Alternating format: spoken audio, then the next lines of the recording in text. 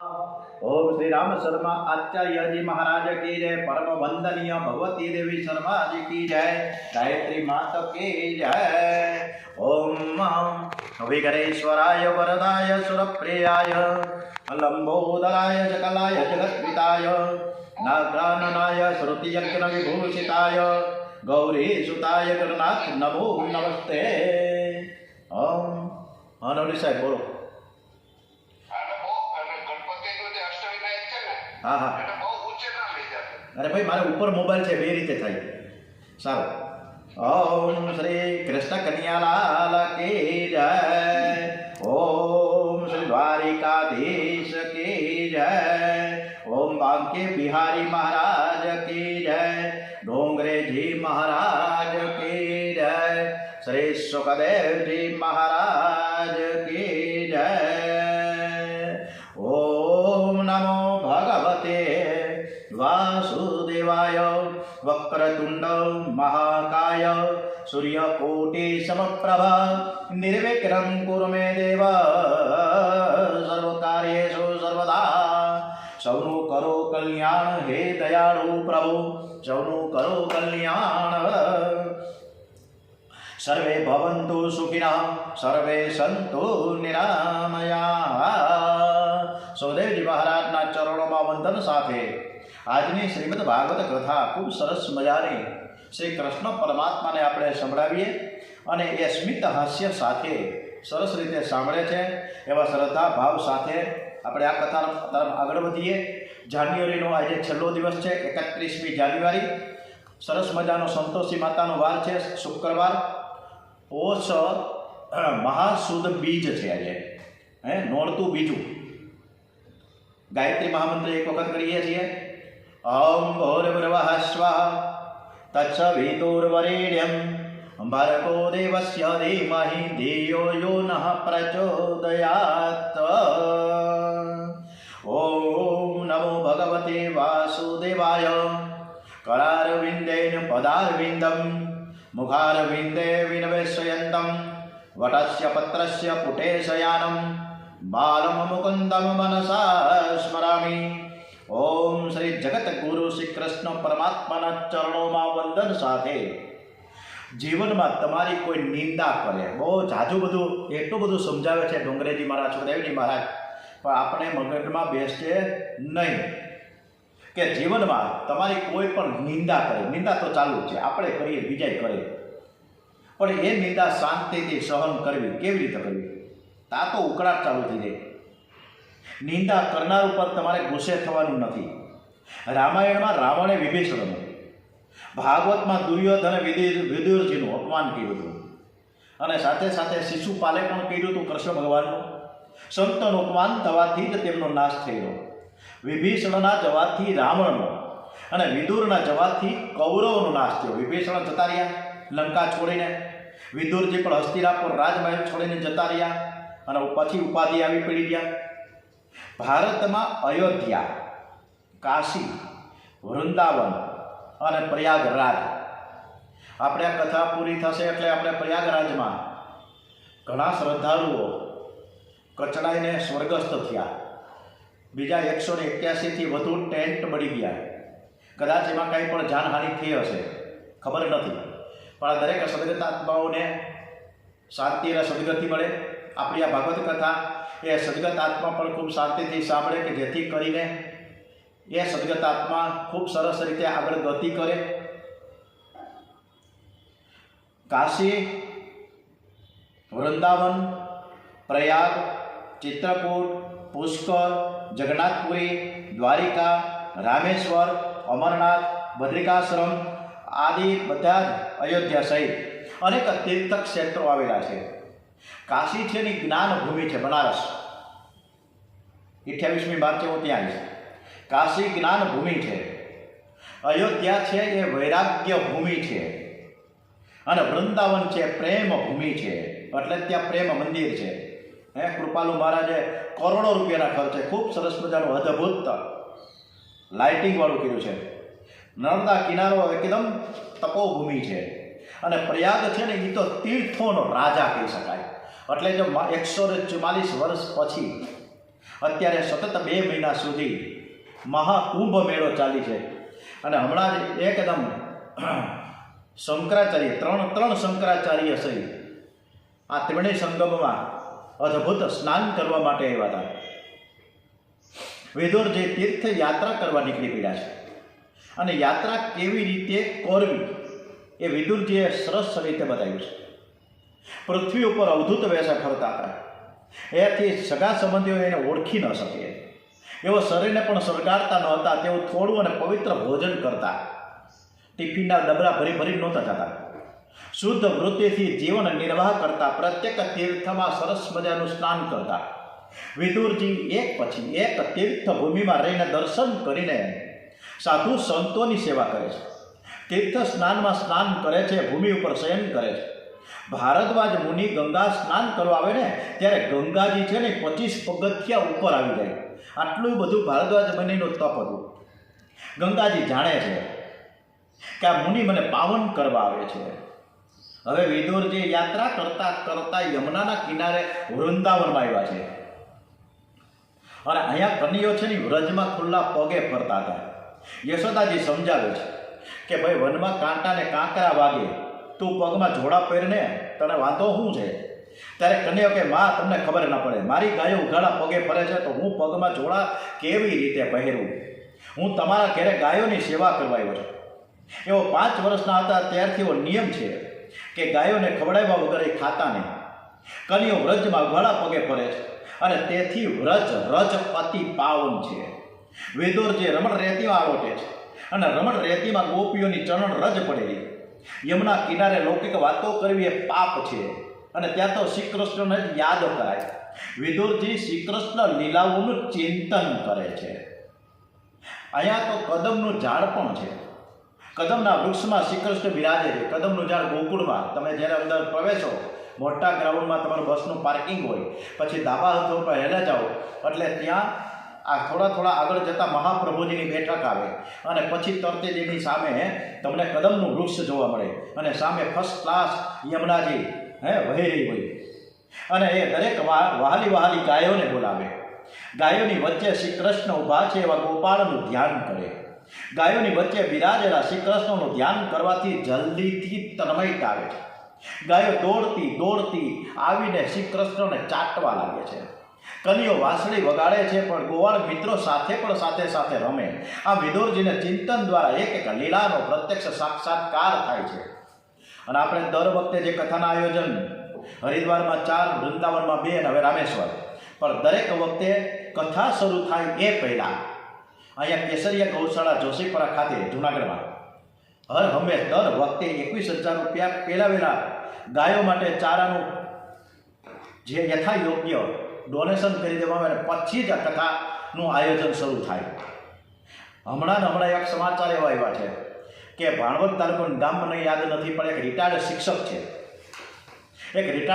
છે. એ નંદી આશ્રમ એણે બનાવ્યો છે, બળદનો નંદી આશ્રમ, કે આજુબાજુના ગામડામાંથી રોડ રસ્તા ઉપર જે કણસતા હોય, જે ગાયોને તરછોડી દીધી, ગાયો નંદીને એટલે કે બળદોને તરછોડી દીધા હોય, કારણ કે જે ઉપયોગ વગરના હોય એટલે પછી એના કોઈ રાખે નહીં ને, કાઢી મૂકે. એટલે રખડતા ભટકતા બધા બળદોને ભેગા કરે અને એની સેવા કરી રહ્યો છે રિટાયર્ડ શિક્ષક. એટલે આ વખતે 14મી જાન્યુઆરી મકર સંક્રાંતના દિવસે આ વખતે નંદી આશ્રમમાં પણ મને એમ મન થયું કે મારે યથાયોગ્ય કાંઈક ડોનેશન કરવું જોઈએ. એટલે તમને પણ ઉલ્લેખ એટલા માટે કરું છું કે ત્યાં તો મેં 5,000 રૂપિયા મોકલા, પણ આપને પણ વિનંતી કરું છું બધાને કે હું તમને આમાં કાર્ડ અને પછી મોબાઈલ નંબર આપીશ જ બધાને, કે એ નંદી આશ્રમ આ લગભગ આખા સૌરાષ્ટ્રમાં નંદી આશ્રમ કદાચ જેમ ગાયોની ગૌશાળા હોય એમ નંદીની પણ કે શાળા છે. તો એમાં પણ યથાયોગ્ય આપ સૌ દાન ધર્મ કરશો તો જે રિટાયર્ડ શિક્ષક છે, જે સેવા કરી છે એટલે થોડુંક આપણે સહાયરૂપ થશું.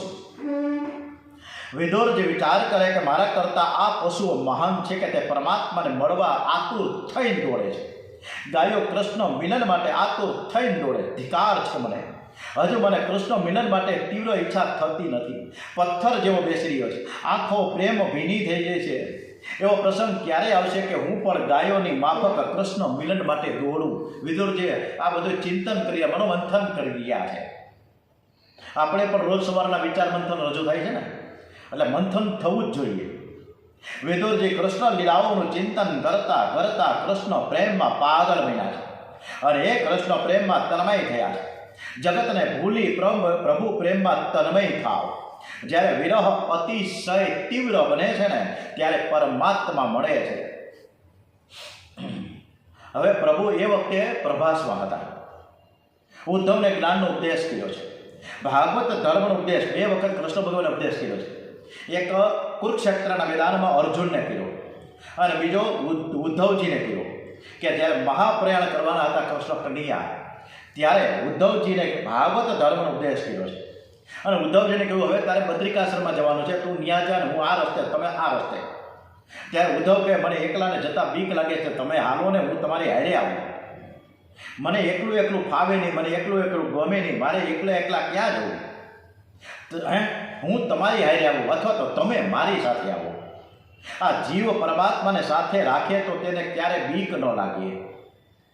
પરંતુ કૃષ્ણ દ્વારકાધીશે ઉદ્ધવજીને એટલું જ કહ્યું, એકલા આવ્યા ને એકલા જવાના છો તમે. સરસ મજાનું છે, એકલા આવ્યા ને એકલા જવાના. બહુ સરસ મજાનું ભજન છે, પણ આપણે સમયના અનુરૂપ અને સમયની મર્યાદા ધ્યાનમાં રાખીને આપણે ગીતોની રચના અત્યારે નથી મૂકીએ, પણ ભવિષ્યમાં આપણે એ રીતે ગોઠવશું. હવે શ્રી કૃષ્ણ કહે છે કે ઉદ્ધવ, હે ઉદ્ધવ, હું ક્ષેત્રજ્ઞ રૂપે તારી સાથે છું, હું તારામાં રહેલો છું, તું મારું સ્મરણ કરે ને એટલે એ જ વખતે હું હાજર થઈ જઈશ. હવે આવી જ રીતે કે રામાયણમાં આવો પ્રસંગ હતો કે જ્યારે ચિત્રકૂટમાં મળવા માટે ભરત મિલાપ નામનો જે પ્રસંગ છે એ અદ્ભુત છે. એ ભરત મિલાપના પ્રસંગ વખતે ભરતજીને કીધું કે ભાઈ તમે અયોધ્યા જાઓ. મારે તો મારા પિતાશ્રીની આજ્ઞામાં મારે શિરો માન્ય છે, હું વનમાં જાઉં અને તમે અયોધ્યા જાઓ, તો મારે જાવું કેવી રીતે? તમે મને કંઈક આધાર આપો. એટલે ભરતજીને પણ ચરણ પાદુકા આવો. એટલે રામાયણમાં ચરણ પાદુકા આપી છે ભરતજીને રામચંદ્રજીએ, અને ભાગવતમાં કૃષ્ણ કનૈયા દ્વારિકાધીશે આપી છે ચરણ પાદુકા ઉદ્ધવજીને. હવે ભરતજી ચરણ પાદુકામાં સીતારામજીના દર્શન કરી રહ્યા છે કે જાણે આ પ્રત્યક્ષ સીતારામ છે. ભરતજીને ચરણ પાદુકામાં સીતારામજીના દર્શન થયા. એમણે ગાદીમાં પાદુકાની સ્થાપના કરી 14 વર્ષ તેની સેવા પૂજા કરી. ભરતજી સાયંકાળે પાદુકાને ફૂલોથી શૃંગાર કરે.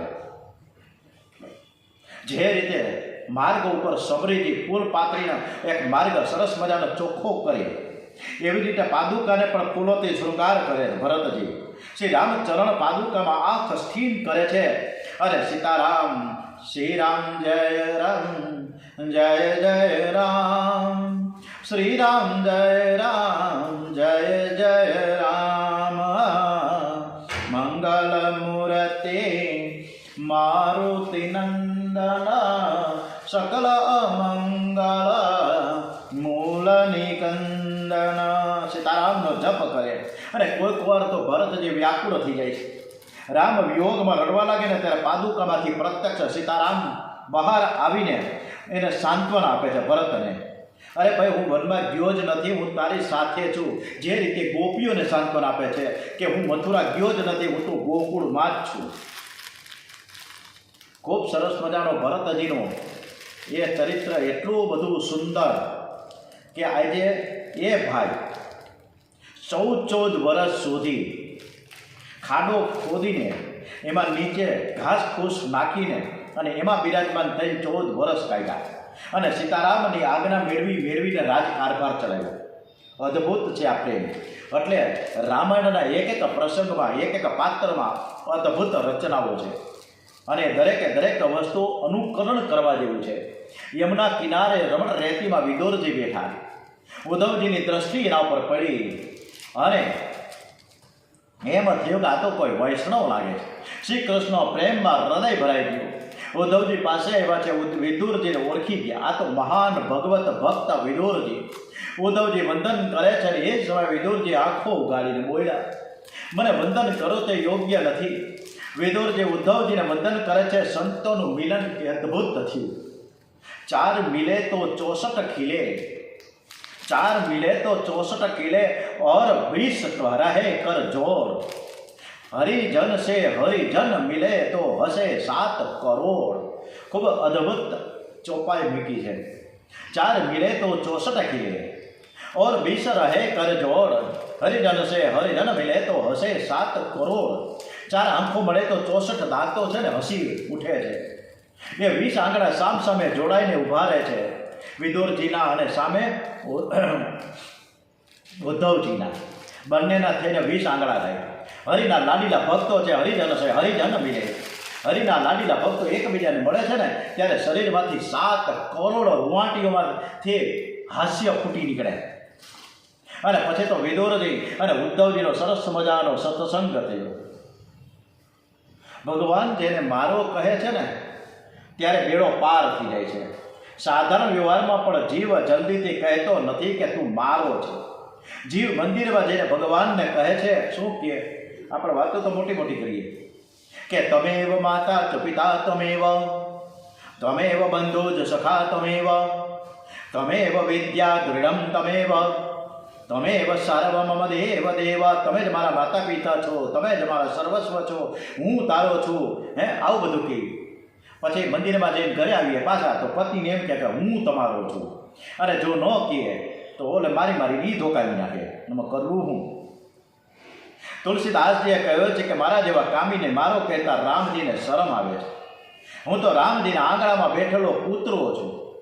રામજી મને તમારા આંગણામાં બેસવા દેજો ને, તમે મને અપનાવો ને. તુલસી કૂતા રામ કા. પોતે પોતાની જાતને કેટલી ગણી છે કે પોતે તો સેવક છે અને રામ મારા માલિક છે. કે તુલસી કૂતા રામ કા મોતિયા મેરા નામ. કંઠે દોરી પ્રેમ કી જીત ખેંચો ઉત જાય. જેવી રીતે તમે ખેંચો એ બાજુ જાશે. અને જેના મુખમાં રામનું નામ નથી. તુલસીદાસજી તો મરા કરતા પણ સરસ મજાના સંત તુલસીદાસજી કહેવાય ગયા. અને આપણાના મોઢામાં 24 કલાક હળિયા હળી કર્યા કરીએ પણ ભગવાનનું નામ લઈ શકતા નથી. રામ નામનું સ્મરણ થતું નથી. કે જેના મુખમાં રામનું નામ નથી એનો મનુષ્ય જીવન છે વ્યર્થ છે. તુલસીદાસજી એમ કે મેં તો તમારો પટ્ટો છે ને ગળામાં રાખ્યો છે. હું તો અધમ છું, હું તો પાપી છું, પણ એમ છતાં પણ હું તો પુત્રો છું તમારો. આટલું બધું રામજીને સરસ મજાનું તુલસીદાસજી કહે છે. અને જ્યારે વિદુરજીને એમ કીધું કે હું તો તમે જ્યારે મળો ને ઉદ્ધવજીને એમ કીધું કે વિદુરજી જ્યારે તમે મને એમ મળશે ને ત્યારે તમે એમ કહેજો કે હું એને યાદ કરું છું. ત્યારે વિદુરજીની આંખમાંથી આંસુ નીકળ્યા કે મારા જેવા પાપીને પણ પ્રભુ ભૂલતા નથી. મને મારો કહીને બોલાવ્યો છે. વિદુરજી પ્રેમથી વિહવળ થઈને રડી પીડા છે. આત્માનમ ચ કુરુશ્રેષ્ઠ કૃષ્ણેન મનસેક્ષરિતમ ધ્યાયત ગદે ભાગવતી રૂરોત પ્રેમ વિહવલમ. ઉદ્ધવજી અને વિદુરજી બંને સંતો ઘણી બધી વાતો કહી અને એ પછી મૈત્રી ઋષિ અને વિદુરજીનું મિલન થાય છે. મૈત્રી ઋષિ વિદુરજીનું સ્વાગત કરે છે, બેસવા માટે આસન આપે છે. અને પછી કે તમે ભલે સાષ્ટાંગ વંદન કરો, હું તો તમને ઓળખું છું. તમે મહાન પુરુષ છો, તમે યમરાજાનો અવતાર છો. માંડવ્ય ઋષિના શ્રાપથી તમારો આ દાસી પુત્ર તરીકે શૂદ્રને ઘેર જન્મ થયો છે. એ તો યમરાજાની થોડી ભૂલ થઈ એટલે માંડવ્ય ઋષિએ તેમને શ્રાપ આપ્યો છે. વિદુરજી છે યમરાજાનો અવતાર છે.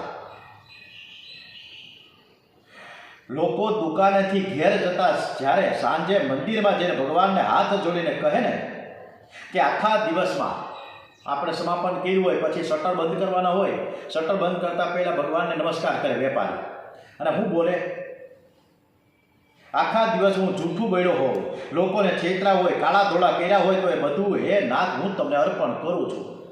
એટલે આપણે પાપ છે ને આપણે જે કાંઈ ખોટા કામ કરીએ કૃષ્ણ અર્પણ કરીએ એવું થોડું ચાલે.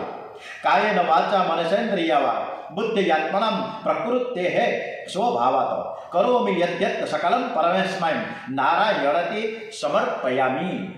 કાયા વાચા મનથી જે પુણ્ય કર્યું હોય તે પ્રભુને અર્પણ કરવાનું છે. પુણ્ય સમર્પણ થઈ જાય અને પુણ્ય સમર્પણ થઈ શકે પણ પાપ કોઈ દિવસ સમર્પણ થાય જ નહીં. અને ભગવાન પાપ લેતા જ નથી. ખિસ્સા ભરી ત્યાં જાઓ ભગવાન પાસે અને બધું પાપને ઠલવી નાખો. ત્યાં ખોટા કામ કર્યા કાર્યો હું તમને આપી દઉં. ભગવાન થોડે કહે આ તારી પાસે રાખ ભાઈ, એ મારા કામ નથી એનું અને આ તારે ભોગવવા પડશે. ઠાકોરજીને ઉત્તમમાં ઉત્તમ વસ્તુ અર્પણ કરવી, અને એનું જ નામ છે ભક્તિ. નક્કી કરો કે હું પાપ ભોગવીશ અને મારા ઠાકોરજીને હું પુણ્ય અર્પણ કરીશ. સંતતિ અને સંપત્તિ એ પ્રારબ્ધનું ફળ છે. ભાગ્યમાં હોય તો મળે, અને કદાચ ભાગ્યમાં હયો હોય ને તો ક્યારે લૂંટાઈ જાય ખબર ના પડે. સંતતિ અને સંપત્તિ, એકનો એક દીકરો હોય અને એવી રીતના એવા રોગમાં સપડાઈ ગયો હોય, જુવાન જોત છોકરો. અમારા ગોંડલમાં શેરી નંબર 19 માવાણી નિવાસની બાજુમાં એક દરબાર રહેતા હતા.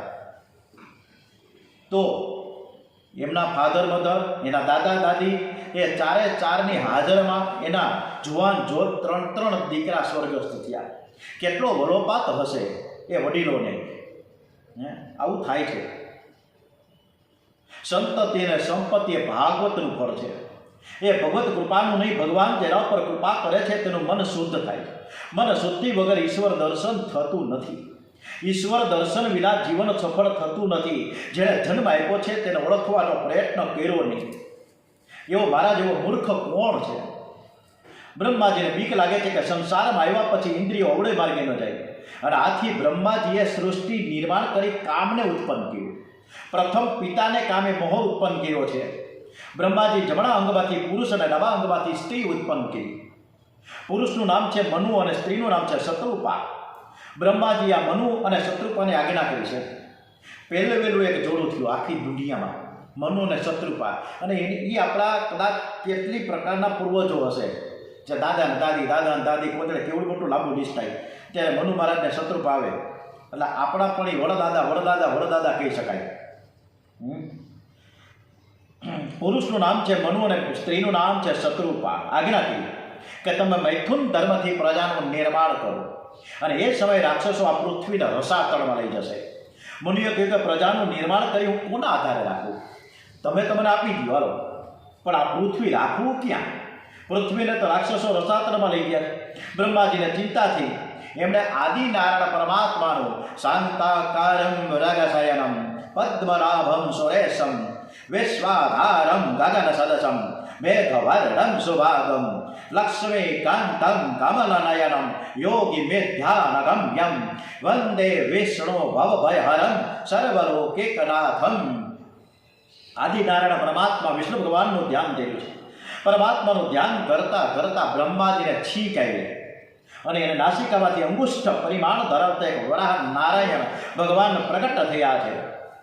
ધીરે ધીરે વરાહ નારાયણ પોતાનું સ્વરૂપ વધારી મોટી ગર્જના કરી છે, અને વિશાળ સ્વરૂપે રસાતળમાં ગયા, અને ત્યાંથી પૃથ્વીને લઈ બહાર આવવા લાગ્યા. અને એ સમયે રસ્તામાં યણાક્ષ નામનો રાક્ષસ મળ્યો. વરાહ નારાયણ રાક્ષસ સાથે યુદ્ધ થયું. વરાહ નારાયણે યણાક્ષને પ્રહાર કરીને સદગતિ આપી, અને પછી પૃથ્વીની સ્થાપના જળ પર કરી. પૃથ્વીનું રાજ્ય મનુને અર્પણ કર્યું. ભગવાન વરાહ નારાયણ વૈકુંઠ ધામમાં ગયા છે. બોલીએ શ્રી વરાહ નારાયણ ભગવાન કી જય. ખૂબ સરસ મજાની વાતો છે આ, કે વરાહ ભગવાને અવતાર લીધો છે પૃથ્વીને બહાર કાઢવા માટે. એ પોતે રાખી શકતા હતા, પણ છતાંય આપી દીધી મનુ મહારાજને. લંકા જીતી રામચંદ્રજીએ લઈ શકતા હતા, પણ છતાંય આપી દીધી વિભીષણને. કિષ્કિંધા ગામ જીતા, પણ રામચંદ્રજી આપી દીધી કિષ્કિંધા આવડું મોટું રાજ્ય સુગ્રીવને. તેના તુજકો અર્પણ, મારે કાંઈ ન જોયું. અને આપણે તો 10 રૂપિયા મૂકી એમ નથી. મૈત્રીજી કહે છે કે તપસ્વી કશ્યપ ઋષિ એકવાર સાયંકાળે અગ્નિમાં હોમ કરવાની તૈયારી કરે છે, અને એ જ સમયે ઋષિ પત્ની દીતિ શણગાર સોજીને આવ્યા છે. એવો પતિને કહે છે કે કામ મને ત્રાસ આપે છે, મારી કામ સુખની ઈચ્છા તમે પરિપૂર્ણ કરો. દીતિ કામાતુર બીના છે. કશ્યપ ઋષિ દીતિને એમ કહે છે કે દેવી તમે આ શું બોલો છો? આ તો સાયંકાળનો સમય છે, આ સમય કામાધીન થવું ઠીક નથી. પ્રભુના નામનો દીવો કરો, પ્રેમથી પરમાત્માનું કીર્તન કરતા કરતા ભગવાનને કહેજો કે મારી અંદર અજવાળું કાયમ રહે.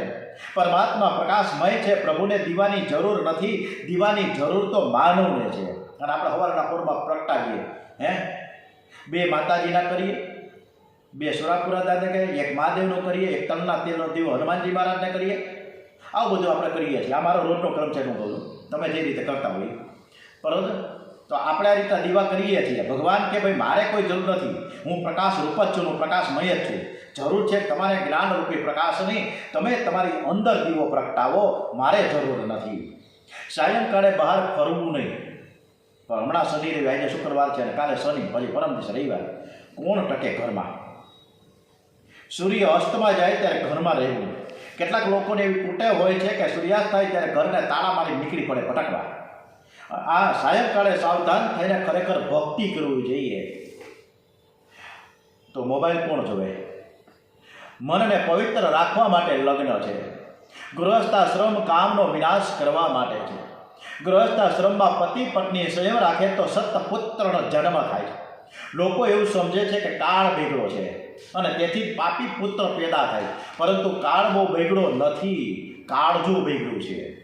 જીવનમાં સંયમ રહ્યો નથી, સાદું અને સાત્વિક જીવન ગાળો ને તો કામ અંદર આવશે જ નહીં. આપણા શાસ્ત્રોમાં તો ત્યાં સુધી લખ્યું છે કે જેનું મન એક સ્ત્રીમાં છે, એક જ પુરુષમાં છે, દેવ બ્રાહ્મણ અને અગ્નિની સાક્ષીમાં જે પુરુષ સાથે, જે સ્ત્રી સાથે લગ્ન થયા હોય તે એક જ સ્ત્રીમાં, એક જ પુરુષમાં જે કામભાવ રાખે છે તે ગ્રસ્ત હોવા છતાં સંન્યાસી છે. પણ અત્યારે તો જ્યાં જ્યાં નજર કરો ત્યાં ત્યાં દરેક પુરુષને ત્રણ ચાર તો હોય, ભોગ્ય પત્નીઓ ઊભી જ હોય.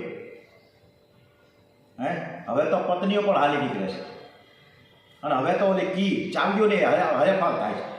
આ રીતના અત્યારના સમાજ ચાલી રહ્યો છે. કશ્યપ ઋષિ તિથિને સમજાવે છે કે આ સમય પવિત્ર નથી. સાયંકાળને પ્રદોષ કાળ કહે છે.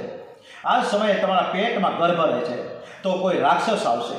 સાયંકાળે ભગવાન શંકરની પૂજા થાય છે. સાયંકાળે સ્ત્રી સંગ કરવાથી શંકરનું અપમાન થાય, તેથી અનર્થ થાય. સાયંકાળે દેવ ઋષિઓ શિવજીની પૂજા કરે છે. બ્રહ્માદી દેવો પણ શિવજીની મર્યાદાનો ભંગ કરતા નથી. આ સમયે શિવજી તમને જોઈએ તો આપણને સજા કરે. આ સમયે ભગવાન શ્રી શિવજી છે ને શ્રી અંગમાં ભસ્મ ધારણ કરીને સંસારમાં ભ્રમણ કરે છે. તું ધીરજ રાખ. ભસ્માતમ શરીરમ, આ શરીર ભસ્મ જેવું છે એટલે શિવજી ભસ્મ ધારણ કરે છે. શિવજી કહે છે હું જગતને વૈરાગ્યનો બોધ આપું છું.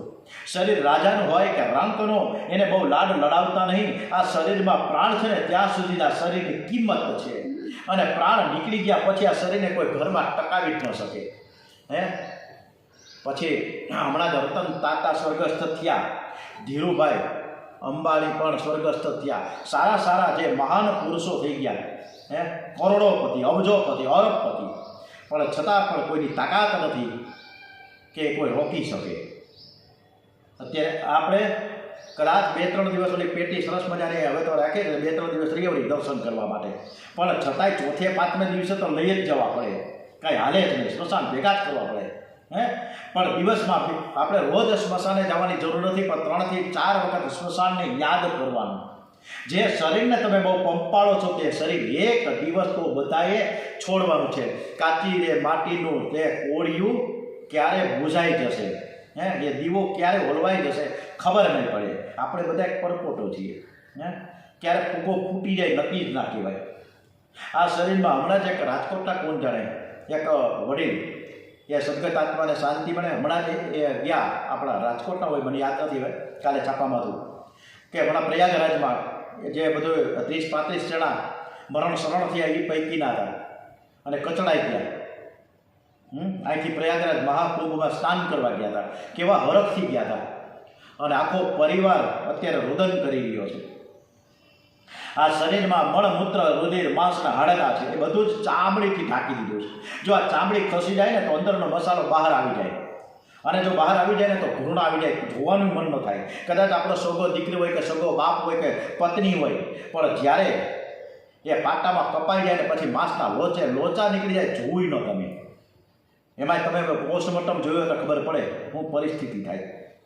કશ્યપ દીતીને ઘણું બધું સમજાવે છે, છતાં દીતી માનતા નથી. દીતી કામાંત અને મોહાંત છે, એટલે બહુ દુરાગ્રહ થયો. ત્યારે કશ્યપ ઋષિ દીતીના દુરાગ્રહની સાથે સંમત થયા છે. દીતી સગર્ભા થયા. સગર્ભા દીતીને પાછળથી બહુ જ પસ્તાવ છે. મેં બહુ મોટી ભૂલ કરી છે. મને કહેતા હતા કે પણ મેં માન્યું નહીં. દીતી ભગવાન શિવજીની પૂજા કરે છે, પતિદેવની સેવા કરે છે. કશ્યપ ઋષિ દીતીને કહે છે કે એ વખતે સમય સારો ન હતો, મારું મન પણ અશાંત હતું, હું વારંવાર તમને સમજાવતો તો તમે માન્યા નહીં. તારા પેટમાં 2 રાક્ષસ છે, જગતને રડાવશે, બહુ ત્રાસ આપશે. પતિ પત્ની સંયમ ન રાખે તો પાપી પુત્ર ઉત્પન્ન થાય છે. દરેક પક્ષની બીજ, પાંચમ, આઠમ, એકાદશી, 14, પૂર્ણિમા અને અમાવસ્યા તેમજ પર્વના દિવસે અવશ્ય બ્રહ્મચર્ય પાળવું જોઈએ. લોકો પવિત્ર દિવસોનો વિચાર કરતા જ નથી અને કામાંધ થાય છે અને તેથી પાપી પ્રજા ઉત્પન્ન થાય છે. લોકો કહે છે કે કાળ બગડ્યો છે એટલે પાપી પ્રજા ઉત્પન્ન થાય છે. કાળ તો થોડો બગડ્યો છે, પણ વિશેષ તો માણસનું કાળજું બગડ્યું છે. વ્યસન જેવું કોઈ પાપ નથી. જે વ્યસન ઉપર વિજય મેળવી શકે ને એ ભક્તિ કરી શકે. આજકાલ લોકો તો ફેશન અને વ્યસન પાછળ ગાંડા થઈ ગયા છે હે, અને એટલો બધો સંપત્તિનો મહાવ્યય કરી ગયા છે અને પછી લોનો લઈને ઉધારા કરે અને પછી ન પહોંચાય ક્યાંયથી 10% 20% વ્યાજે લે, આટા મારે અને પછી પ્રેશર આવે અને પછી ઝાડવે લટકી જાય, આત્મહત્યા કરે, ટીકડા ખાઈ જાય છે સેલફોનના. કૃષ્ણ ભક્તિ સિવાય બીજું કોઈ પણ પ્રકારનું વ્યસન ન હોવું જોઈએ. વિદ્યા વ્યસનમ અથવા હરિઆદ સેવનમ વ્યસનમ. દીતીને ગર્ભ રહ્યો છે, પુત્રો દેવોને દુઃખ આપશે એટલે દીતીએ 100 વર્ષ સુધી, એ વખતની બધી તપસ્યાઓ અદ્ભુત છે. આ બધી સમાધિ ભાષા છે એટલે આપણે એમાં ગળે બહુ વાત ન ઉતરે, પરંતુ દીતીએ 100 વર્ષ સુધી ગર્ભ ધારણ કરી રાખ્યો અને તેથી સૂર્ય અને ચંદ્રનું તેજ ઘટવા લાગ્યું. દેવોને ચિંતા થવા લાગી કે આ દીતીના પેટમાં કોણ આવ્યા છે, ઘણા દિવસો થયા, બાળક કેમ બહાર નથી આવતા. દેવો બ્રહ્માજી પાસે ગયા, વંદન કરીને પોતાની મૂંઝવણ જણાવી. બ્રહ્માજી આદિનારાયણ પરમાત્માનું ધ્યાન કરવા લાગ્યા. ધ્યાન કરતા કરતા બ્રહ્માજીને દર્શન થયા. આ તો મારા નારાયણની લીલા છે. જગતના જીવોનું કલ્યાણ કરવા માટે ભગવાન લીલા કરી રહ્યા છે. દીતીના પેટમાં કોણ છે તે હવે બરાબર મને સમજાયું. બ્રહ્માજી દેવોને દીતીના પેટમાં કોણ છે એ કથા હવે આપણે આવતીકાલે કરીશું. કોણ છે મને ખબર નથી, તમને કદાચ ખબર હશે, પણ શાંતિ રાખજો. આપણે આવતીકાલે કથા કરે સરસ મજાની શનિવારે આપણે હનુમાનજી મહારાજને સંભળાવશું. બોલીએ શ્રી હનુમાનજી મહારાજ કી જય. ઓમ નમો ભગવતે વાસુદેવાય. ઓમ શ્રી ડોંગરેજી મહારાજ કી જય. દ્વારિકાધીશ કી જય. ઓમ નમો ભગવતે વાસુદેવાય. ભાગવત ભગવાનજી મહારાજ કી જય. ઓમ નમઃ પાર્વતી પતય. હર હર હર હર હર હર હર મહાદેવ હર.